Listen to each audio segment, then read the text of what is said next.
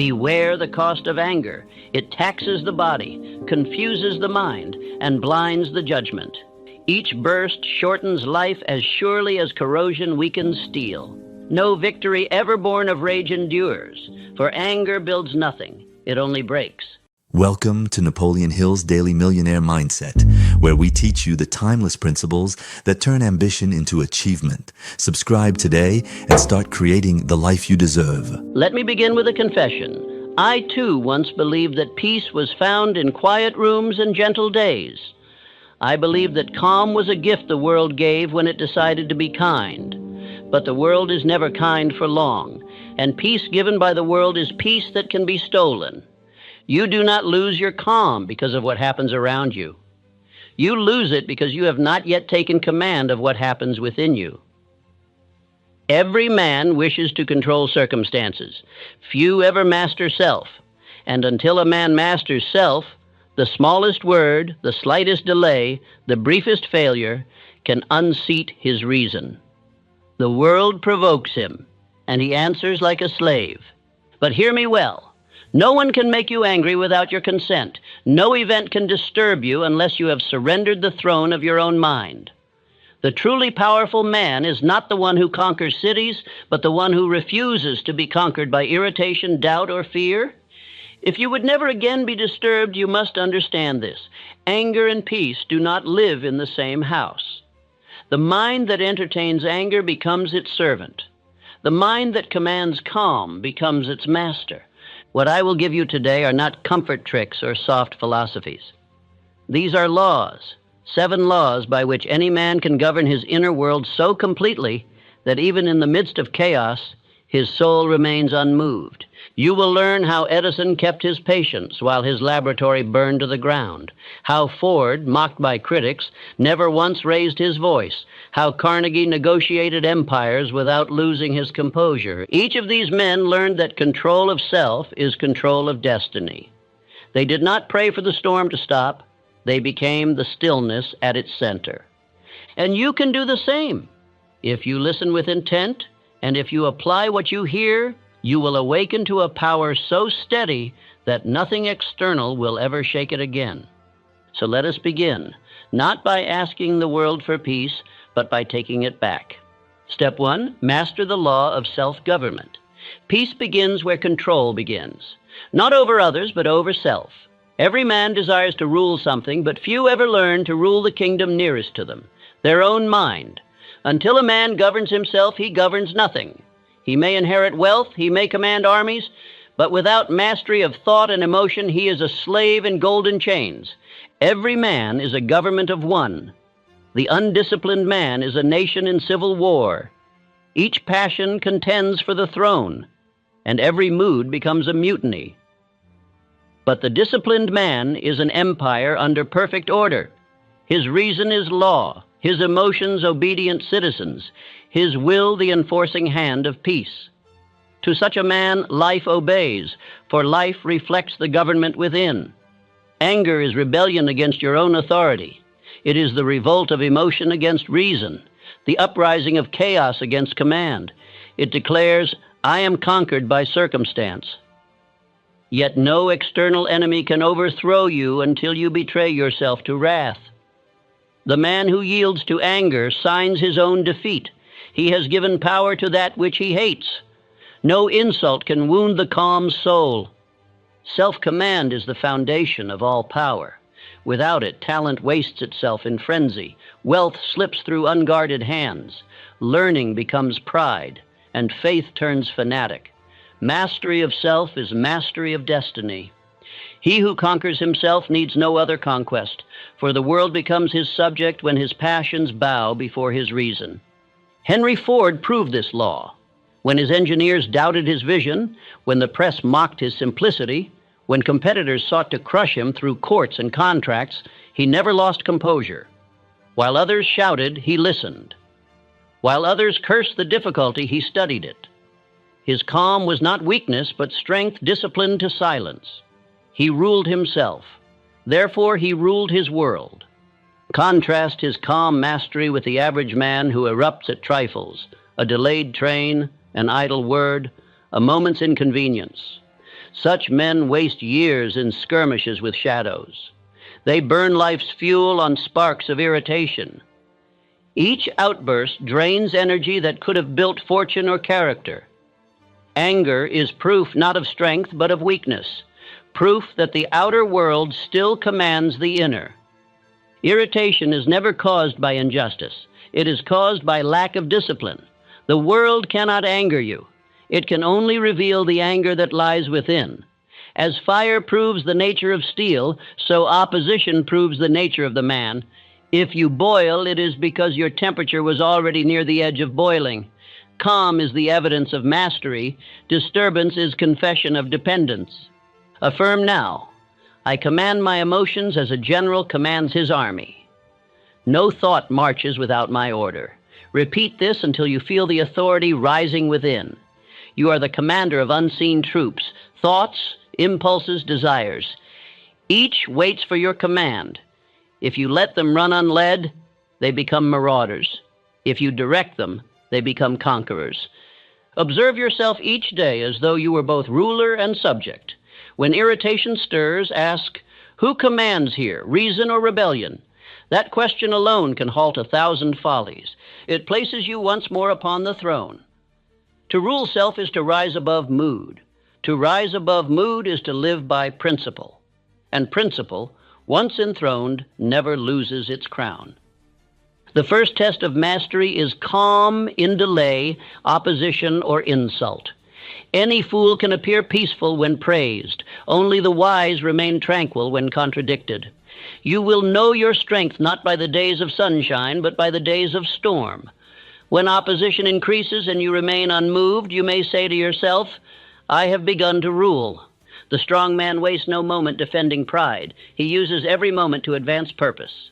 Therefore, before you answer, pause. That pause is power in motion. Between impulse and response lies sovereignty.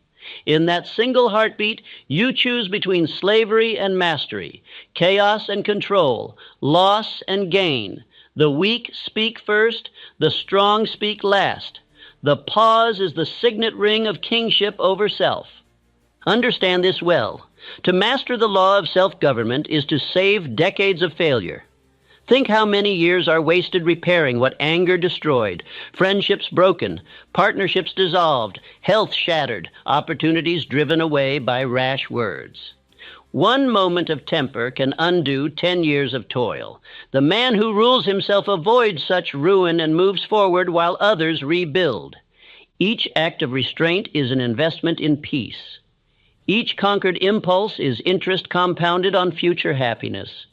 The calm man completes in months what the angry man cannot finish in years, for he spends his energy building, not burning. Serenity is the highest efficiency of power. So I say unto you, before you aspire to rule your fortune, rule your feelings. Before you command others, command yourself.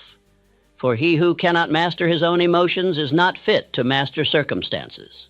The throne of power stands within your own chest. Ascend it, and you will find that the world, too, bows before your calm.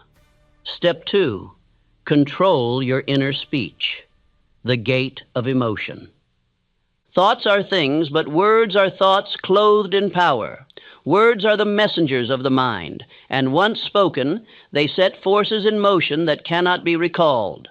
Every word you utter is a seed that falls into the fertile soil of your subconscious mind, and there it takes root, grows, and bears fruit according to its kind. Thus, careless speech becomes a curse, and deliberate speech a blessing. Every word is a decree of destiny. You speak yourself into strength or into weakness every day. The tone of your voice, the nature of your conversation, the secret dialogue of your heart, all these are architects of your emotional world.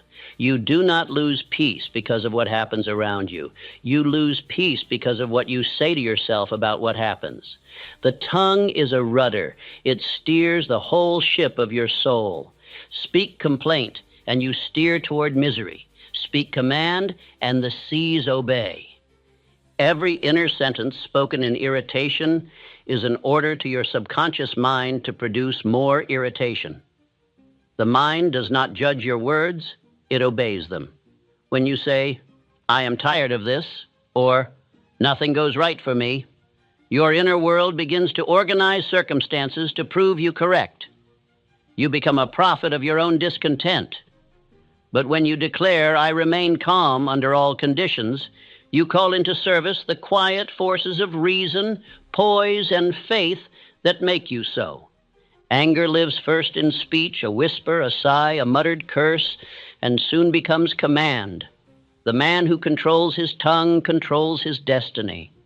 Silence, when ruled by wisdom, is not weakness but strength under discipline. To refrain from speaking when provoked is to command yourself. To speak gently when insulted is to rule yourself. The world fears the man whose words remain calm in storm, for he reveals mastery that cannot be shaken. Consider Thomas Edison. When his entire laboratory burned to the ground, his years of labor reduced to smoke, he did not curse the heavens or his fate.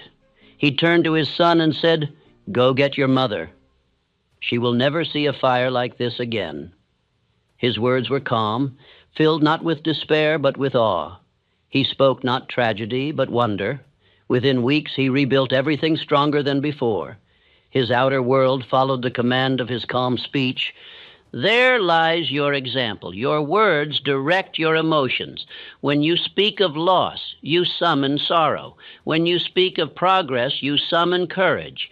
When you choose silence over reaction, you give yourself room to think. You must become the guardian of your speech, for every word you utter becomes a law to your mind. Speak of power, and power will answer. Speak of fear, and fear will serve you. Affirm now, "I speak only words that command peace, power, and patience." Let that be your decree. The tongue trains the heart, and the heart governs the mind. Each deliberate word is a hammer shaping character. The man who commands his speech builds himself. The man who indulges it destroys himself. To learn the discipline of speech is to learn the discipline of thought. If you would truly understand the power of your words, perform this exercise. For one single day, record everything you say, every complaint, every sigh, every small word of doubt. Capture them as they escape your lips. At day's end, read them aloud. You will discover that you have been speaking yourself into the very state you dread. You will see your irritation mirrored in your vocabulary. You will realize that your mouth has been writing checks your peace cannot cash. Do not attempt to suppress speech. That only breeds tension. Instead, replace it. When you would curse, bless. When you would complain, affirm. When you would criticize, instruct. You cannot drive darkness from a room by scolding it. You must light a lamp. So it is with words. Speak calm where you once spoke chaos, and peace will fill the space. Andrew Carnegie built empires with the same instrument others used to start quarrels, the tongue. He negotiated colossal ventures without raising his voice. He addressed rivals with courtesy and competitors with reason. His calm speech disarmed hostility and attracted allies. He knew that the tone of one's words determines the tone of one's life. Harsh words invite conflict. Patient words invite cooperation. Remember, every utterance is a command to your subconscious mind. If you repeat irritation, you become irritated.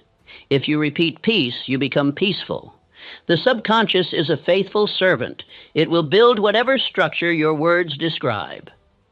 Speak, therefore, as a master, not as a victim. Every word that leaves your lips should sound as though spoken from a throne. Your mouth is the gate of your soul. Guard it as you would the entrance of a temple. Nothing unworthy should pass through it. Do not allow gossip to defile it, complaint to pollute it, or rage to stain it. For what enters by the tongue enters the soul. Speak purity, and your inner world will be pure. Speak strength, and your heart will grow strong. Speak peace, and peace will dwell with you. The calm man chooses his words as a craftsman chooses his tools, carefully, deliberately, respectfully. He speaks little, but his words carry weight. The foolish man speaks much, but his words scatter like dust. One builds, the other wastes. The wise man speaks only to construct, never to destroy. I tell you this truth, your speech is the mirror of your mastery. You may conceal anger in silence, but the day your words remain calm even in provocation, you will know that peace has taken root.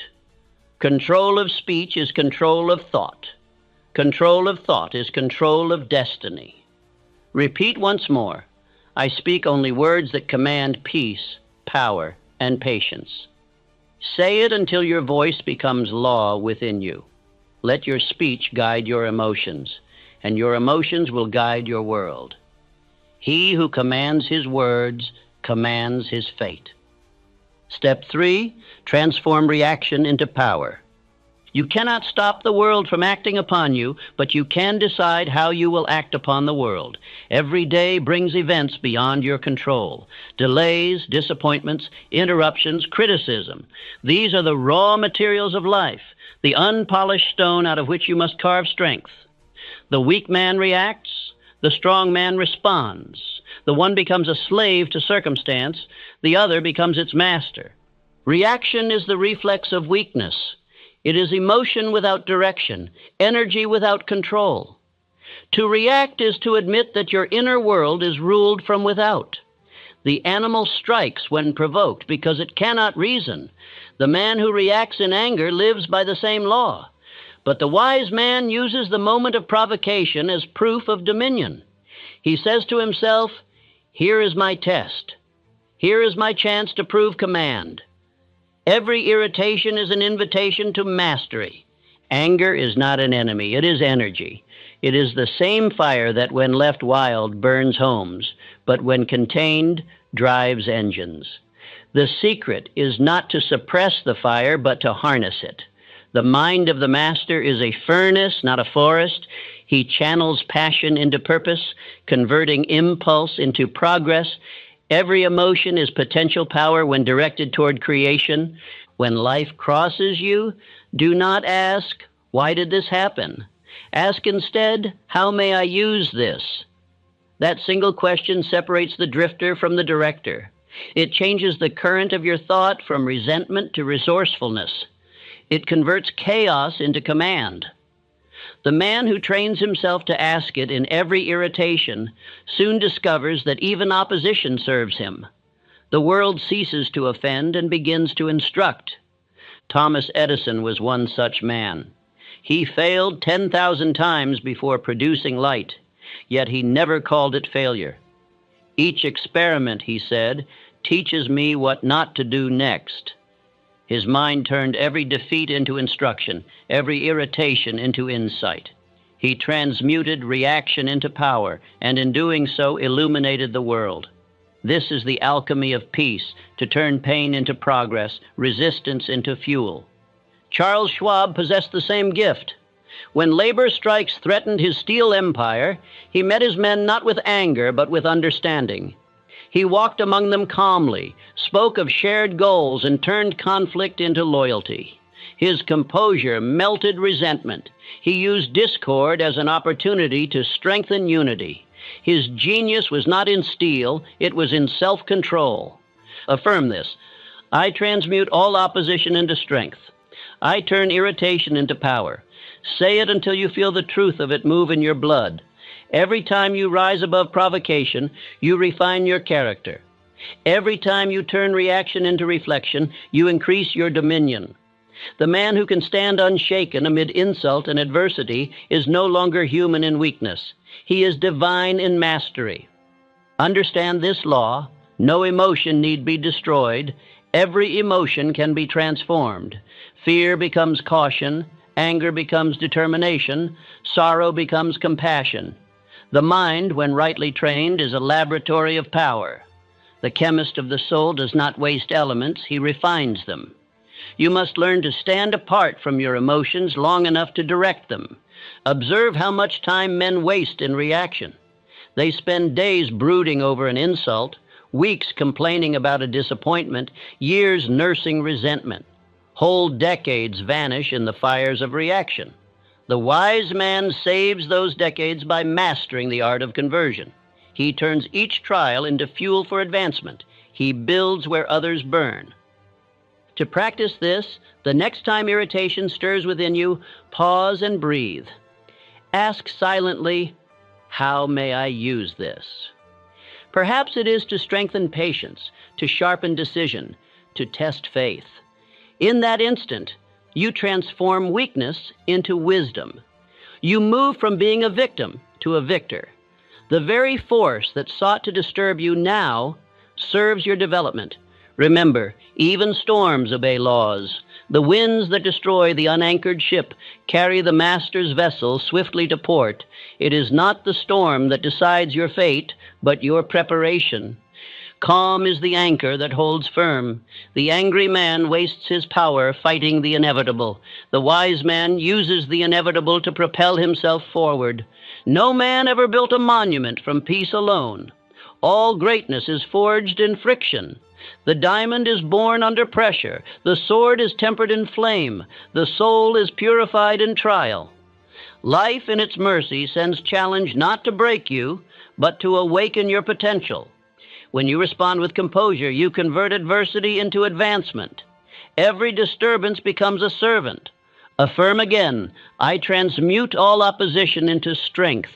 I turn irritation into power. Repeat it when wronged. Repeat it when delayed. Repeat it when others lose control. The words will remind you that you are not here to react, but to reign. You are not here to be moved, but to move. Edison, Schwab, Ford, Lincoln, all lived by this unspoken creed. Each was tested, provoked, misunderstood, yet none allowed emotion to govern purpose. They redirected the blows of fate into steps of progress. You can do the same. Each annoyance becomes a chance to practice mastery. Each failure, an invitation to rebuild stronger. The man who learns this art will never again lose years to bitterness, for he will turn even injustice into instruction. Imagine your anger as fire. The weak let it burn them. The wise place it in a furnace and power their engines with it. You, too, can turn reaction into creation. You can transform every disturbance into determination. That is the secret of peace. Not the absence of storms, but the ability to sail through them without losing direction. From this moment forward, let no event provoke you without your consent. Let no word decide your weather. You are the keeper of the inner flame. Feed it. Do not let it consume you. Convert every spark into light, every strike into motion, every challenge into triumph. Then, and only then, will you know the calm power that cannot be taken from you. Step 4. Establish mental stillness through definite purpose.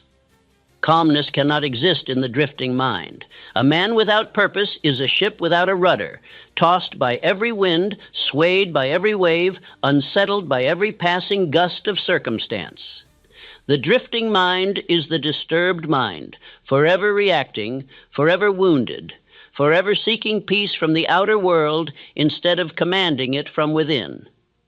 The man of purpose, however, moves through the same storm as if walking on steady ground.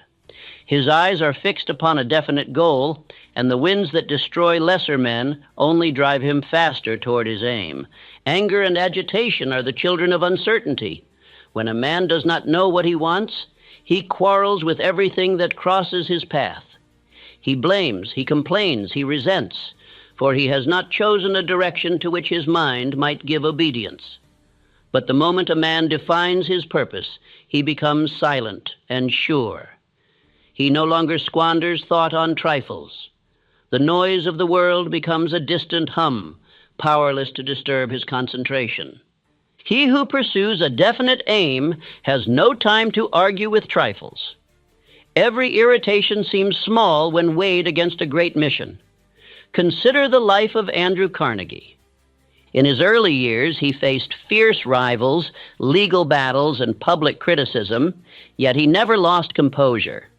He knew what he wanted: to build an industry, to raise men with him, to create opportunity for millions.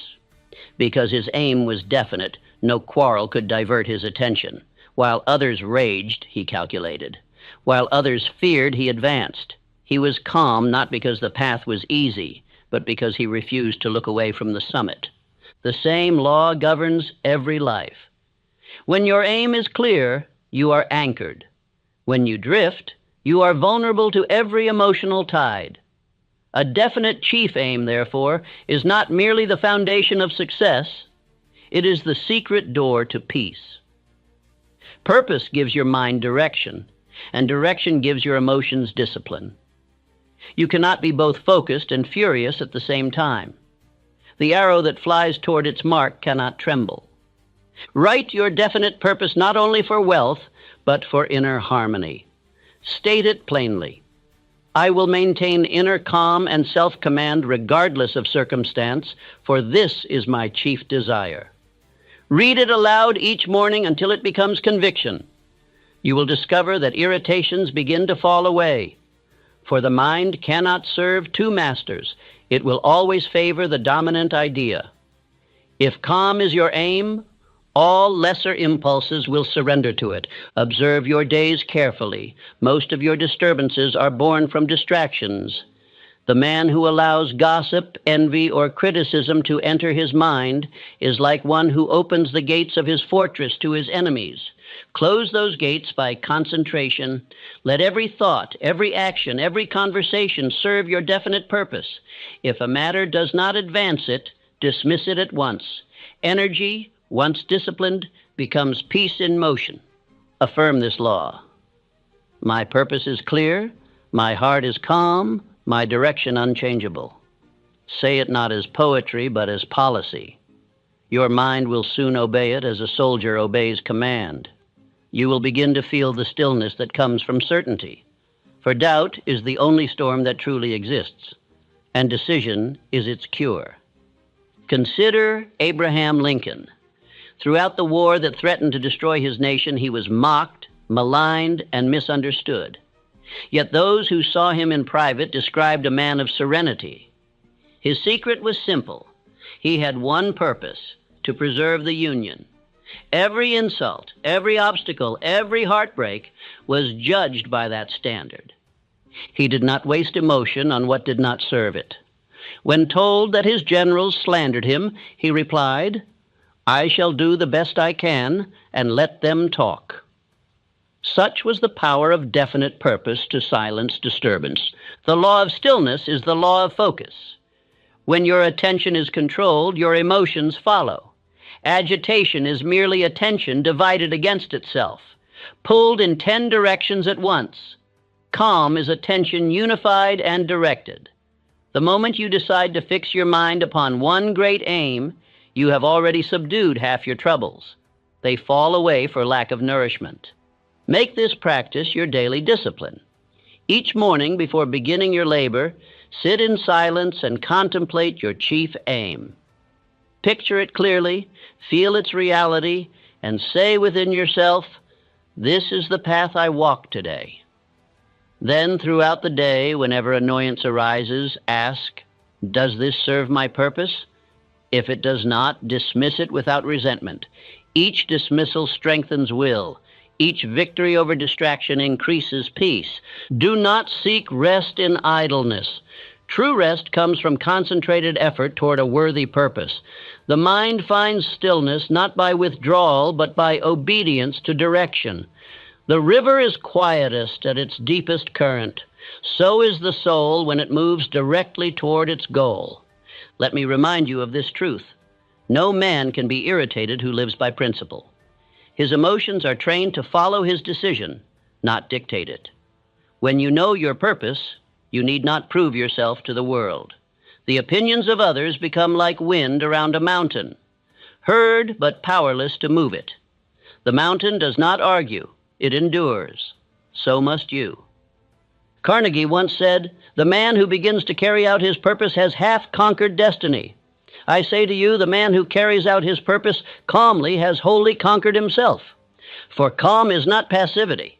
It is power organized, energy disciplined, and faith directed.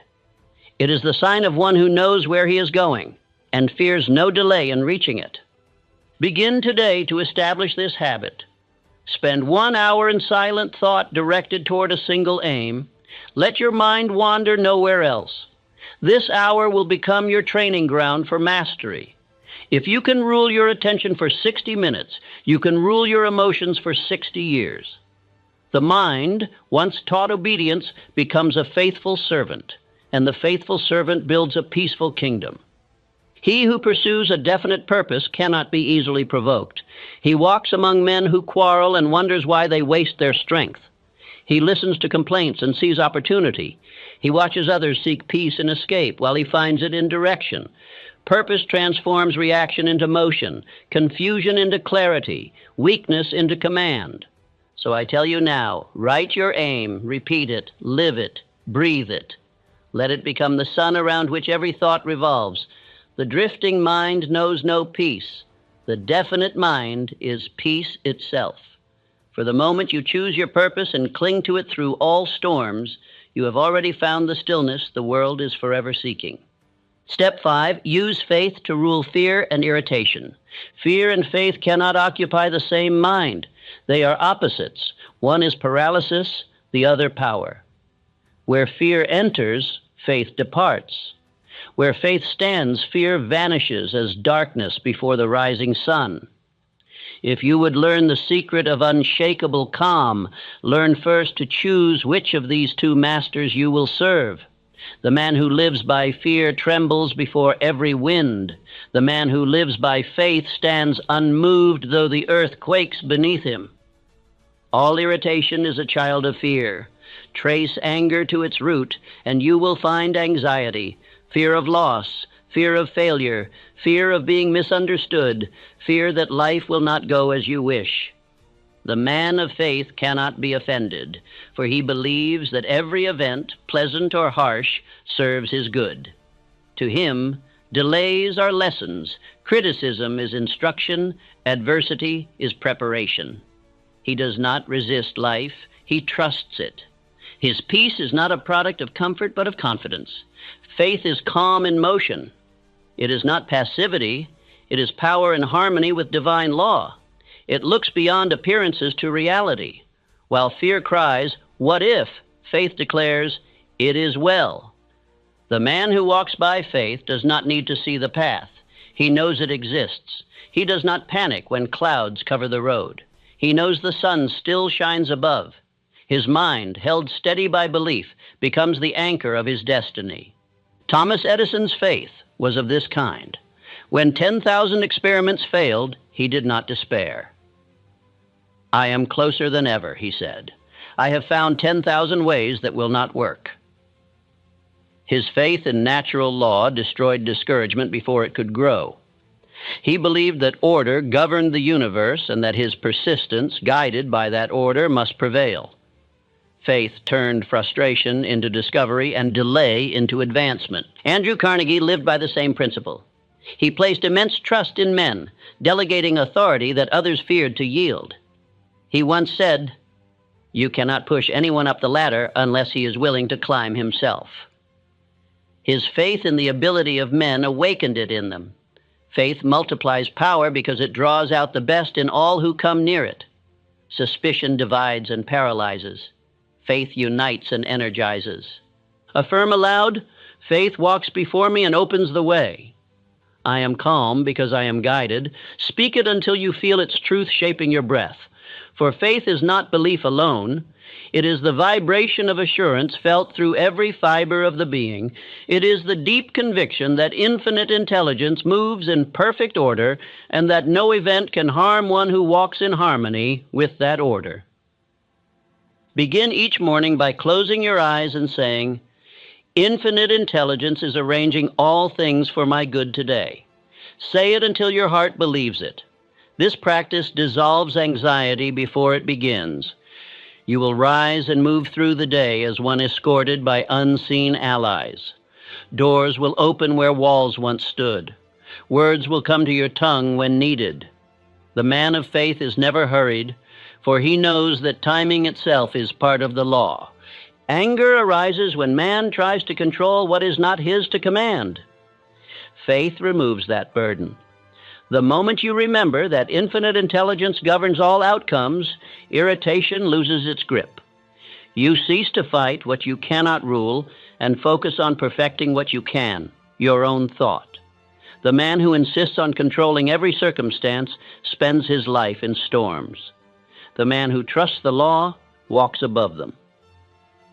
Consider John D. Rockefeller. During the market panic of 1907, while others collapsed in despair, he remained tranquil. He told his associates, "This too will pass." His faith in the stability of order and prudence guided him to strengthen his company while others sold in fear. When the panic ended, he stood richer, not merely in gold, but in serenity. Fear makes men sell their treasures. Faith makes men see their value. Understand this invisible mechanic. Faith steadies vibration. Fear disturbs it. The steady vibration attracts solution. The disturbed one repels it. The mind of fear becomes a whirlpool, sucking energy downward. The mind of faith becomes a current flowing toward opportunity. This is why the calm man accomplishes what the anxious cannot. He is magnetic. He draws cooperation, guidance, and favor. Fear has many disguises: impatience, irritation, jealousy, worry. Each is a symptom of unbelief. To eliminate them, you must feed faith as you would feed the body. Read the stories of those who triumphed through belief. Repeat the words that kindle courage. Associate with men of calm. Withdraw from the company of worriers, for their talk is poison. Faith grows by nourishment. Fear grows by neglect. When impatience stirs, say within, "Faith governs me, all is well." Let this be your first response to every disturbance. The more you repeat it, the more your subconscious accepts it. Soon, serenity will become your natural state. You will face events that once unseated your reason and find yourself unshaken. Others will wonder at your composure, but you will know it is not will alone. It is faith at work. He who believes walks in serenity. He who doubts walks in storms. Choose your weather. Decide today that you will live by faith. Refuse to entertain fear as guest or servant. Speak words that affirm the law of good. Act as though every force of the universe conspires to assist you, because it does. Infinite intelligence never sleeps. It is arranging every event for your ultimate success. When you understand this, peace becomes your constant companion. Irritation will knock at your door, but you will smile and answer, "I have faith. There is no room for you here," and it will depart. The habit of faith, once established, becomes self-perpetuating. The more you trust, the less you fear. The less you fear, the more life proves itself trustworthy. Repeat once more, "Faith walks before me and opens the way. I am calm because I am guided." These words are not wish, but law. Faith is not a luxury, it is necessity. Without it, the mind collapses under pressure. With it, it rises above circumstance. Faith is the invisible armor that no insult can pierce and no adversity can dent. It is the stillness within that no storm can disturb. When faith becomes your constant atmosphere, anger will seem foreign, irritation impossible, and fear unthinkable. You will walk through life as did the masters before you, Edison, Carnegie, Rockefeller, untroubled by the winds of the world, anchored in the certainty that all things move for good to him who believes.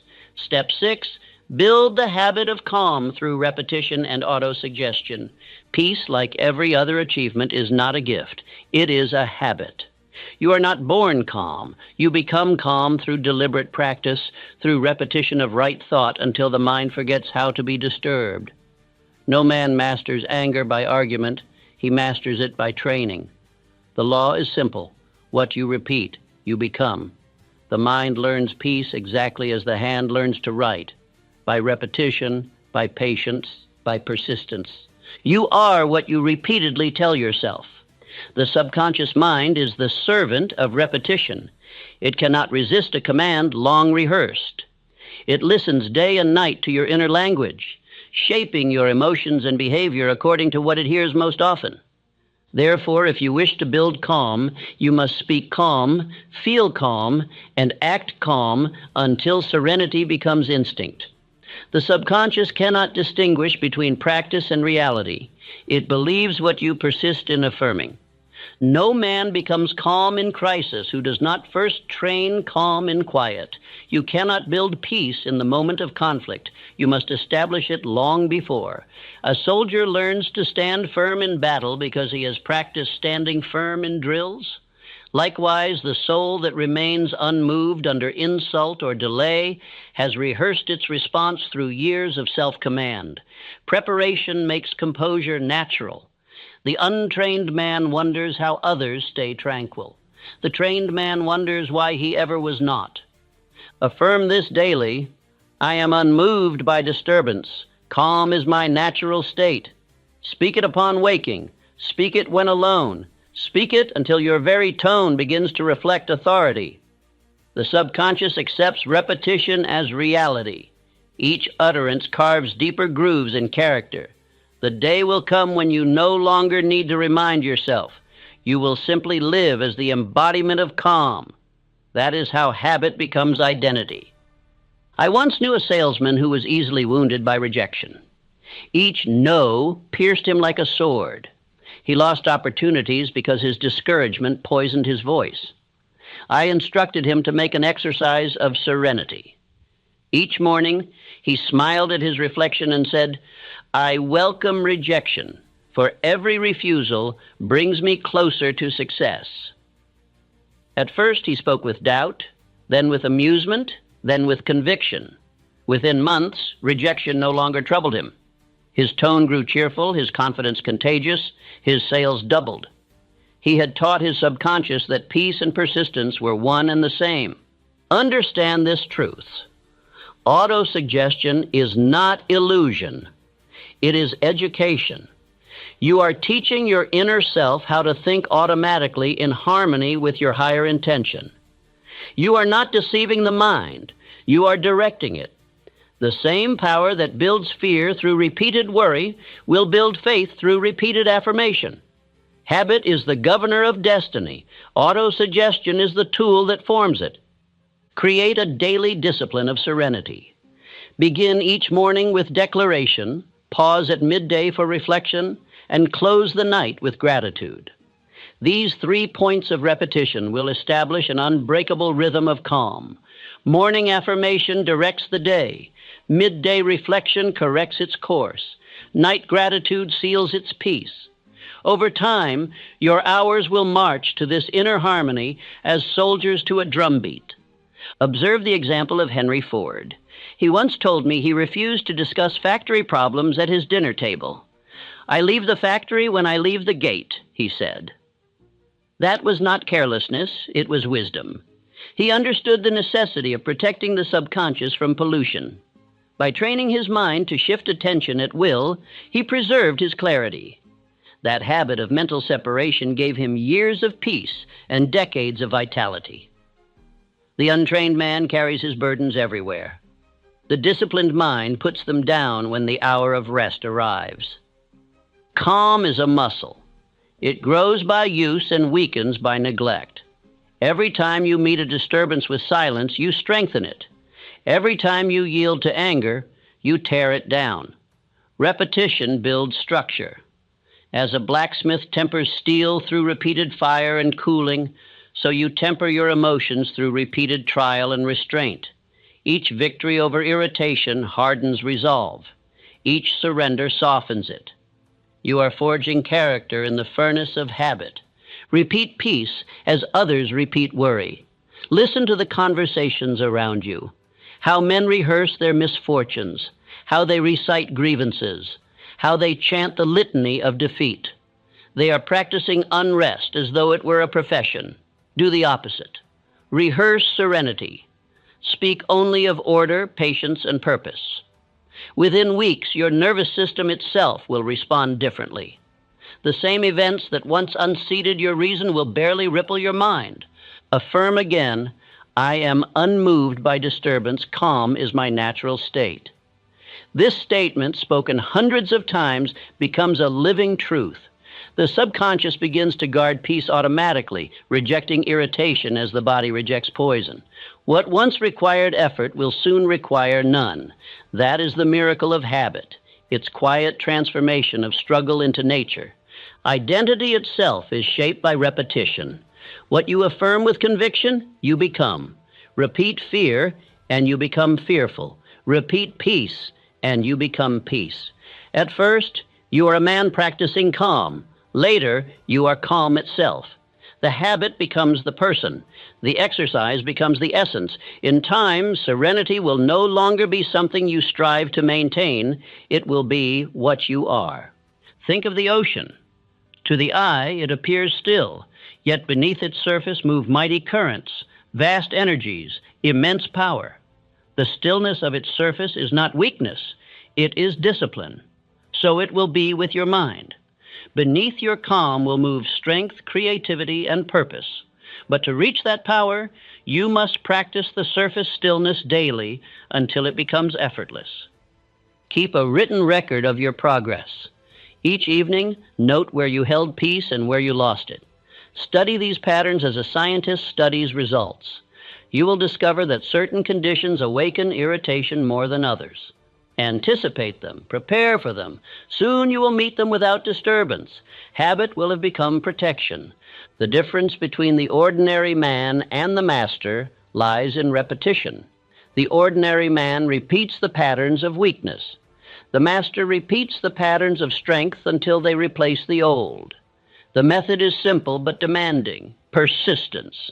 Nothing changes overnight, but all things change through constancy. Say once more, and say it as law. I am unmoved by disturbance. Calm is my natural state. With each repetition, the words dig deeper into your character until they are no longer sounds but structure. And when you reach that stage, the world will see in you what few men ever become, a being of steady purpose, undisturbed by the noise of circumstance, serene amid storms, unshakable under trial. That is how peace is built, not by chance, not by luck, but by daily command repeated until nature itself obeys. Step 7, become the stillness that commands the storm. Do not chase peace, become it. The man who runs after calmness will never find it, for pursuit implies lack. But the man who becomes calm in himself, who cultivates it as state and not as refuge, will carry peace into every circumstance. Peace is not found in still valleys or empty rooms. It is found in the disciplined heart of a man who refuses to be moved. The true conqueror of life is not he who bends the world to his comfort, but he who stands serene while the world turns around him. You have learned that peace begins with self-government, that it lives through control of speech, that it grows by transformation of emotion, purpose, faith, and habit. Now you must learn to live as the embodiment of that peace, to move through storms as the mountain moves through clouds, still and sure. This final step is not practice, it is being. It is the state of mastery in which all thought, emotion, and action obey the central law of serenity. The man who has become still is not the man who hides from the world. He engages it fully. He speaks, works, builds, loves, and competes, but he does all in the rhythm of composure. His peace is not withdrawal, but power harnessed. He may stand in noise, but is untouched by it. He may be surrounded by confusion, yet remains clear. He may see injustice, yet answers it without losing balance. He has learned that calm is not the absence of movement, but mastery of motion. Look to Abraham Lincoln. The nation burned around him. He was accused by friends, betrayed by allies, and threatened by enemies. Yet those who met him in the darkest days of war said he radiated gentleness. They saw grief in his eyes, but never panic. They saw fatigue, but never fury. He moved as though sustained by a deeper rhythm, as though a power beyond circumstance breathed through him. His stillness was command, the calm that governs chaos. This is the final law. True power is calm. The loud man seeks to persuade, the calm man compels. The loud man argues with the world, the calm man directs it. Every force of nature yields to stillness. The storm obeys the law of gravity. The sea bows to the moon, and men, sensing steadiness, yield to those who possess it. The man who remains unmoved commands those who cannot. Henry Ford understood this power. He often faced hysteria from markets, labor, and public opinion. Yet he rarely raised his voice. He said, "If there is any one secret of success, it lies in the ability to see the other person's point of view and to look at things from that angle." His calm disarmed conflict. The agitated man exhausts himself in quarrel. The composed man turns opposition into order. Serenity is the supreme strategy. Affirm this truth. I am the calm at the center of all storms. I am unmoved, unshaken, unbothered. Speak it not as hope, but as reality. Every repetition carves into your character the shape of composure. Soon disturbance will strike like waves against a rock, heard, felt, but powerless to move it. The rock remains, and in time, the waves wear themselves away. You will find that the world begins to reflect your inner condition. People yield to the one who remains collected. Opportunity seeks him because he radiates reliability. Even fortune seems drawn to him, for peace is magnetism of spirit. The anxious repel abundance, the calm attract it. The world trusts the man who trusts himself. Test your peace in small trials. Begin with delays, with minor discomforts, with petty criticisms. Each victory strengthens the muscle of composure. Each time you stand silent when others argue, you rise in rank over yourself. When you hold your temper in traffic, when you smile at rudeness, when you answer insult with reason, you are not losing a moment's satisfaction. You are saving years of regret. You are building an empire within. The secret law is this: the outer storm obeys the inner command. When your heart is still, your world will begin to follow.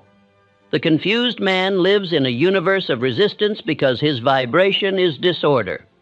The composed man lives in a world of harmony because his vibration is law. It is not magic. It is mental chemistry. Peace within is power without.